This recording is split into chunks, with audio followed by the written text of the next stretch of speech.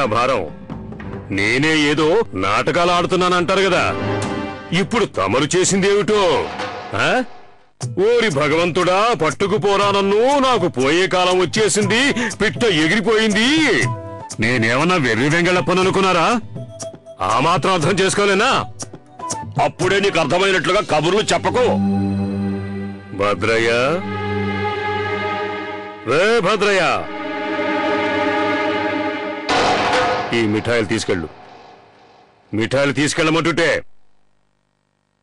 ఇంకో వారం రోజుల పాటు ఈయన చుట్టుపక్కల కూడా మిఠాయిలు కనిపించకూడదు. ఏదో రొట్టెలు, ఎండు కూరలు మాత్రమే, అవే ఇవ్వాలి. వెళ్ళు.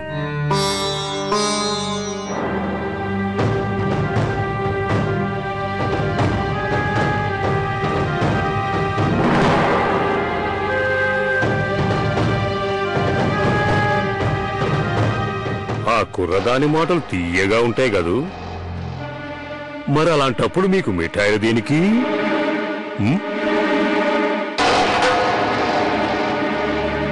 విశ్రాంతి తీసుకోండి.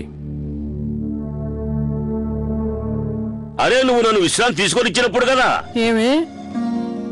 ఏం చేస్తున్నావు ఇక్కడ?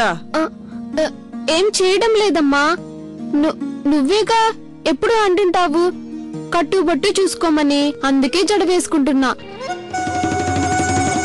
నా బంగారు తల్లి, ఇవాళ మధ్యాహ్నమేమో నువ్వే చిన్నతొర గారికి భోజనం పట్టుకెళ్ళాలి. అమ్మా వద్దు వద్దు, నువ్వు నాకేం కుంటి సాకులు చెప్పొద్దు. నేనే భోజనం తీసుకెళ్తానమ్మా.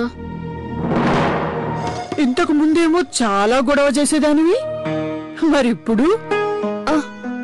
అది ఏం లేదమ్మా, ఇది వరకు నాకు అది తప్పుగా అనిపించేది, కానీ నాకు రాను రాను అలవాటైపోయింది.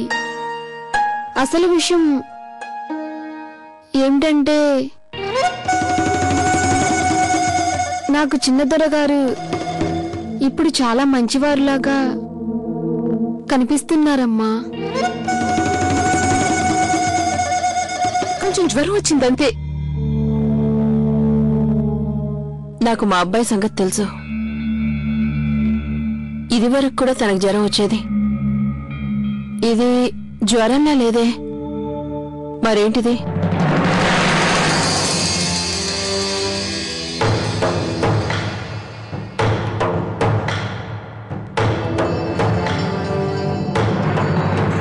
అసలు ఇదంతా ఏమిటి కొత్త కోడలా? నాకు చెప్పాల్సిందే. ఏమైంది నా చిన్నబాబుకి? అది నాకు తెలియాల్సిందే. నేను చూసుకుంటాను కదా పెద్దమ్మ గారు, మీరెందుకు అలా బెంగపడుతున్నారు? నేను చిన్నబాబు గారిని జాగ్రత్తగా చూసుకుంటాను. అయినా నాకు తెలిసి తీరాల్సిందే. అసలు ఏమైంది మా చిన్నబాబుకి? ఈ సంగతి మనిద్దరికి తప్ప మూడో వ్యక్తికి ఎట్టి పరిస్థితుల్లో తెలియకూడదు. ఈ సంగతి నువ్వు ఇంకెవ్వరికీ చెప్పకూడదు. నా కొడుకునే చంపాలని చూసిన వాడికి నేనంత గౌరవం ఇవ్వలేను.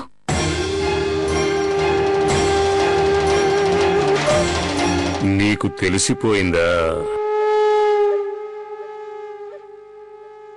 ఎవ్వరికీ చెప్పొద్దని దాన్ని హెచ్చరించానే, అయినా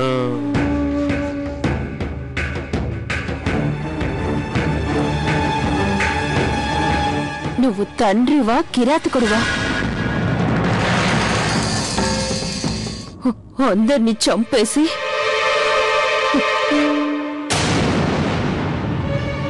మీరు ఒంటరిగా ఏలుకోండి ఈ రాజ్యాన్ని. ఒక జమీందారు భార్య ఇంత నీచంగా ప్రవర్తించటం సిగ్గుచేటు. శేఖర్ బాబు మీద ఒట్టేసి చెప్తున్నాను, నీ మీద మన బాబు మీద ఒట్టు. ఇంకోసారి ఇలాంటి తప్పు చేయకూడదు.